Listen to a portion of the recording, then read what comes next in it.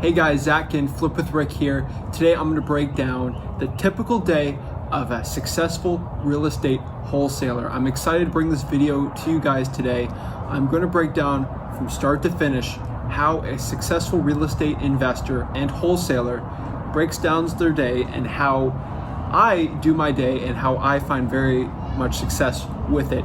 So I actually documented this morning on Instagram, my entire day, and I showed you what happened on my 2 appointments for the day, what I did in the morning and what I'm doing here in the evening. It's really exciting. So I'm gonna get some clips from that. It's gonna be in this entire video, but right now I'm actually at the end of the day here, breaking down the entire day on a YouTube to show you it. So I'm gonna bring some clips. Went on 2 appointments. I actually got a contract. I'm gonna show you a picture of the contract there and show you exactly some breakdowns on that deal and some things in the future. So let's start out with how I started the day. I started the day out at 7 a.m.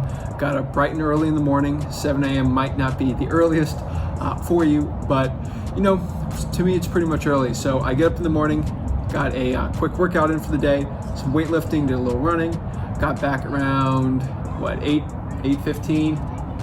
Kind of got my body ready, got some coffee in for the morning. I don't really eat breakfast, but got the day ready, you know, just assuming if you have the same, that's what you're doing. About 8:15, got some coffee.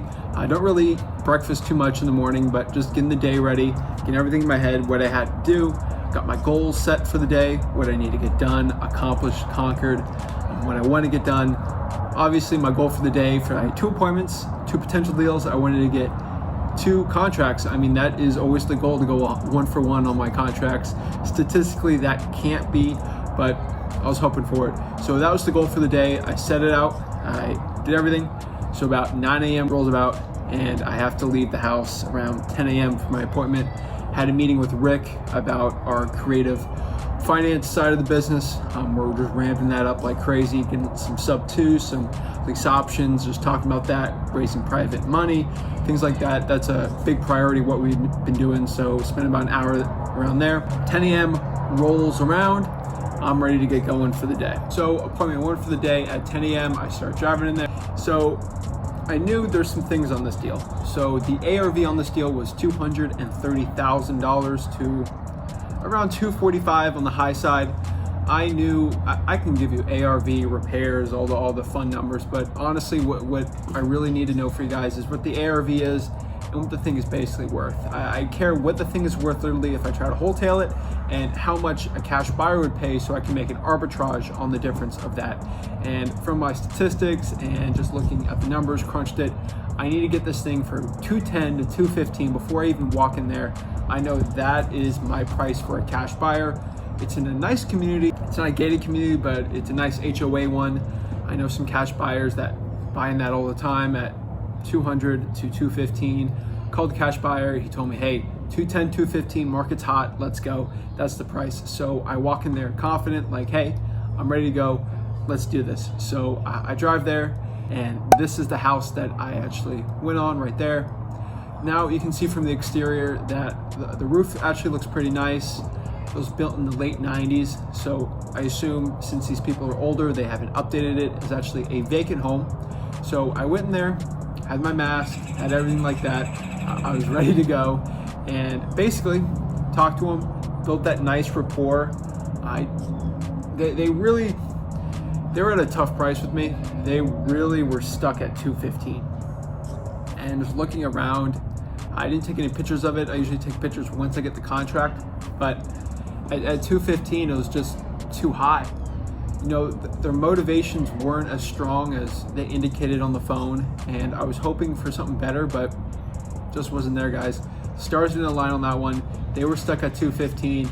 They wouldn't even budget that. $215 was zero. I'd make $0 on their wholesale, and I don't play those games. Our average wholesale is about 15, 20 grand.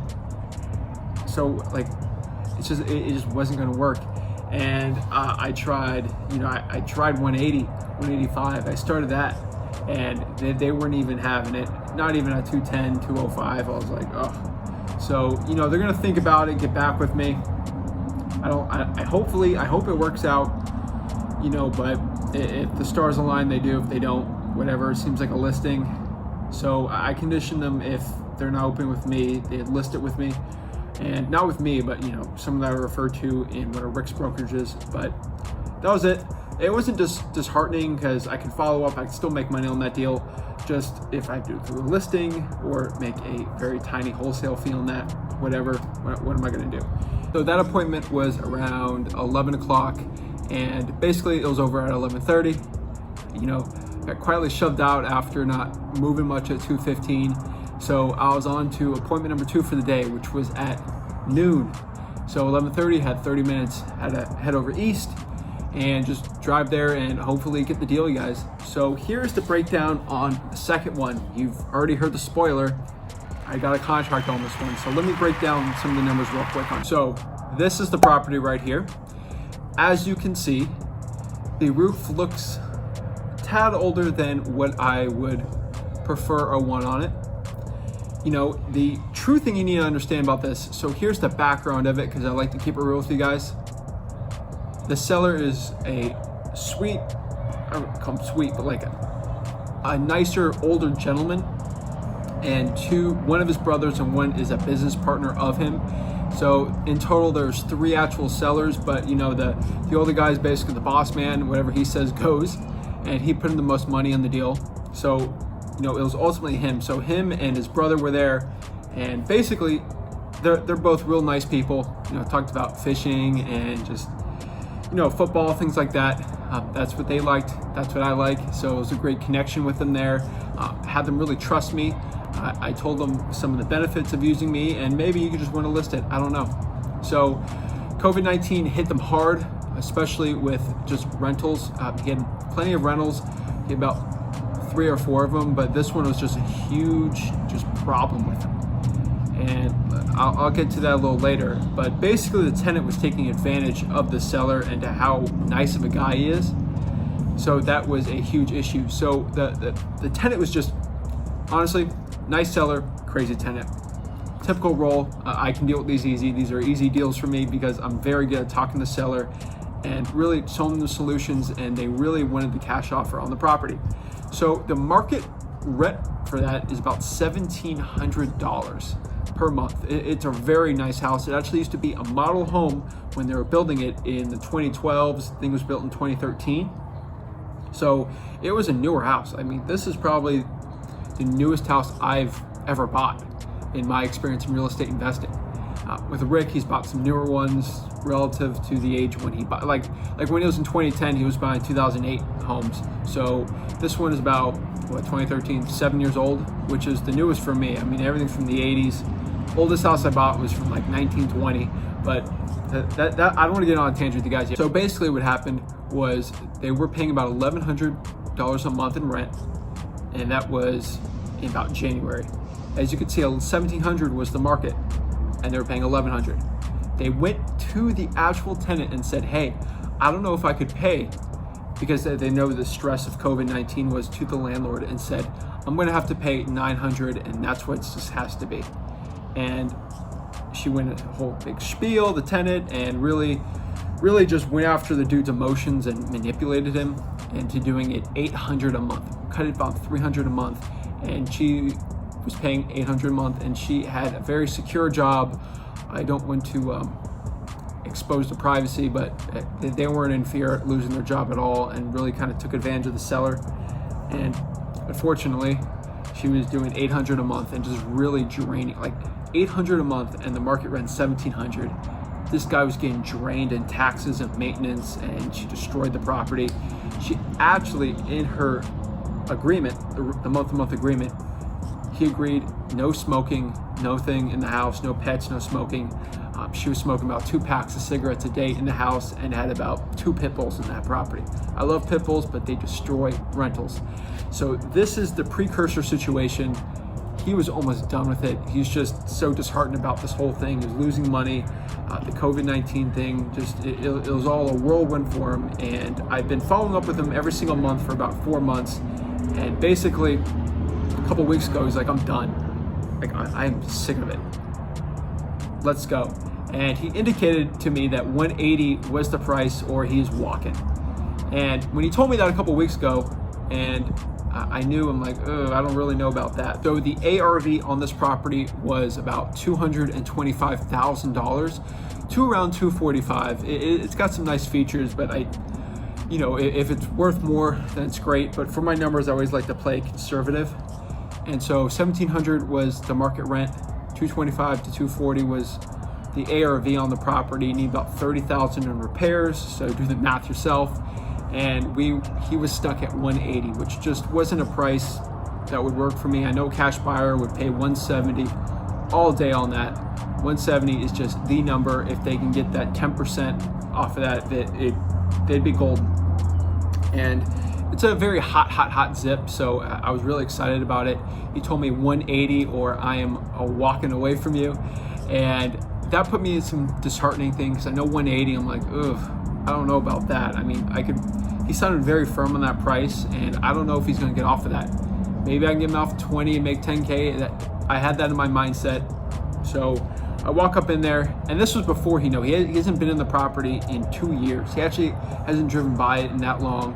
Just he doesn't like being a landlord, but he owns 4. That's why he's got all these partners, and they're in a completely different industry. They don't know real estate, they don't like it, but they inherited the property.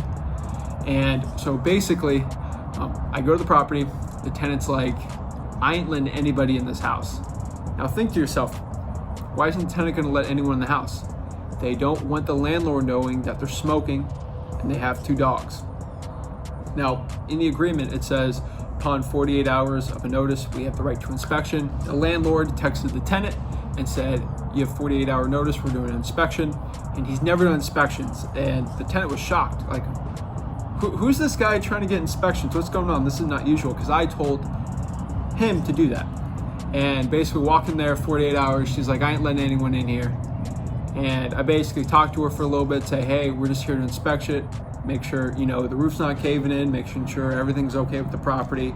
And if there's any maintenance issues, we'd love to help you out with it. And that was the truth, because if I was gonna buy it, I would know the maintenance issues on the property and we could fix it. So basically, she opens the door and it just hits me like, oh, I smell nicotine smoke. I smell smoke coming from everywhere. I'm like, wow.